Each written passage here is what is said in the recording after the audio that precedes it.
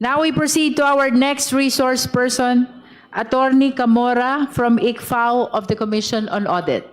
The floor is now open for the clarificatory questions of the Justice members. The Honorable Joeboy Aquino. Thank you, Madam Chair.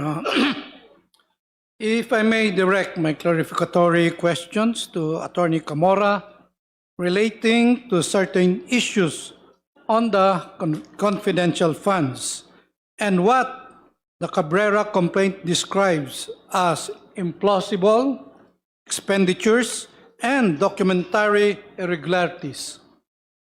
But before that, I believe, Atty Camora, that you were subpoenaed not only to testify, but to bring along with you the documents requested for the subpoena.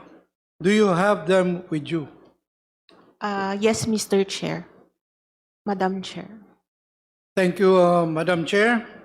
Atty Camora, let me refer to what paragraph 49 of the Cabrera complaints calls rapid liquidation.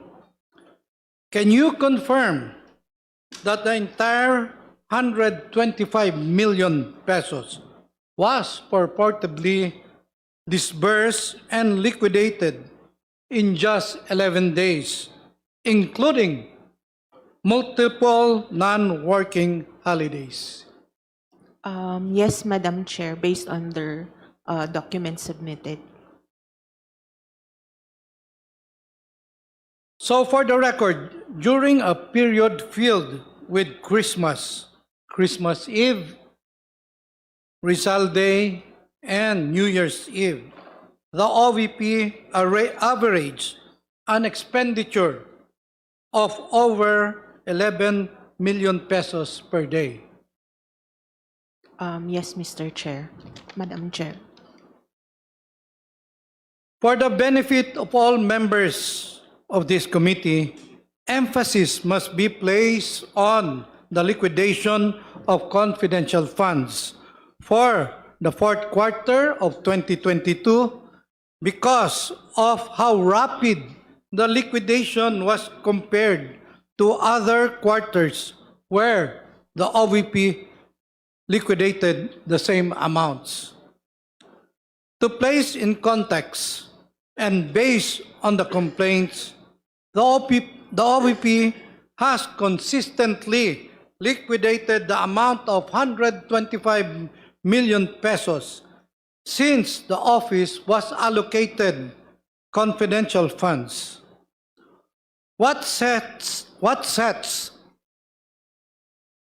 fourth quarter of 2022 apart is that the OVP spent the same amount it would usually take 3 months to spend in a span of 11 days, with 4 of those days being holidays. Atty Camora, as per the Joint Circular Number 2015-01, when we talk about such confidential funds, we talk about lump sum amounts provided as such in the GAA for NGAs, in appropriation ordinances for LGUs, and in COBs for GOCCs for their confidential expenses.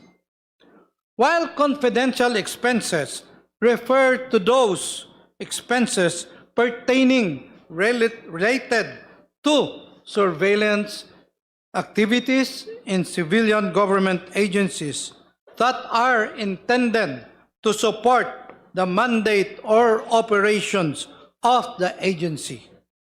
Am I correct? That is correct, Madam Chair. Paragraphs 42 to 44 of the Sabala complaint, can we please, allege that your office issued 2 audit observation memoranda on the liquidation of the OVP of its confidential funds for the fourth quarter of 2022. And the OVP only responded in October 2023. Did you bring these documents with you? Yes, Madam Chair. Meron din daw reply ang OVP dated October 19, 2023 kung saan nag-submit sila ng DEPs, meaning documents, evidence in payments, no? But they were insufficient to address deficiencies doon sa dalawang AOMs COA had issued. Can you confirm this? Yes, Madam Chair. Did we flash the two AOMs? Please flash the AOM Secretariat. And just to clarify, Atty Camora, meron rin naman kayong na-issue ng mga AOMs sa OVP para sa kanilang liquidation ng first quarter, second quarter, and third quarter of 2023. Tama po. Tama po, Madam Chair. And for the record, meron ring AOM na na-issue para sa 2023 liquidation naman sa DepEd. Tama po ba ito? Tama po, Madam Chair. And itong mga AOMs na ito, kasama rin ito sa mga documents na dinala at sinabmit mo sa committee secretary? Am I correct? Yes, Madam Chair.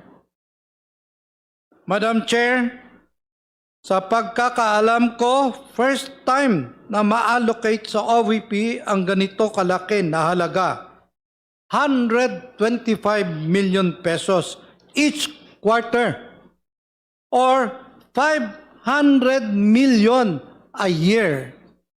Ganon din sa DepEd. Actually, first time mabigyan ng confidential funds sa time ni VP.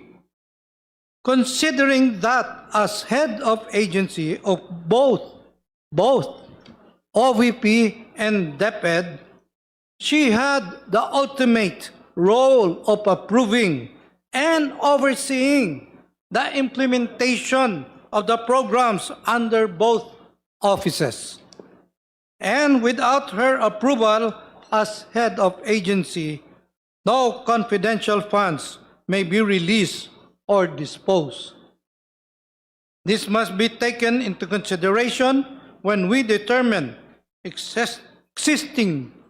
existence of probable cause later on.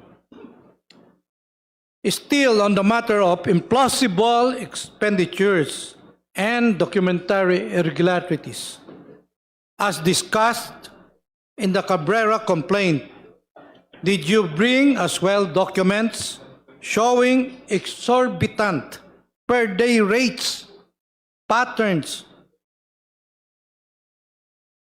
documents showing failure to submit debts, as well documents that would show the OVP's failure to substantiate their expenditures for tables, chairs, and desktop computers charged to confidential funds, such as the Audit Observation Memorandum and the OVP response letters.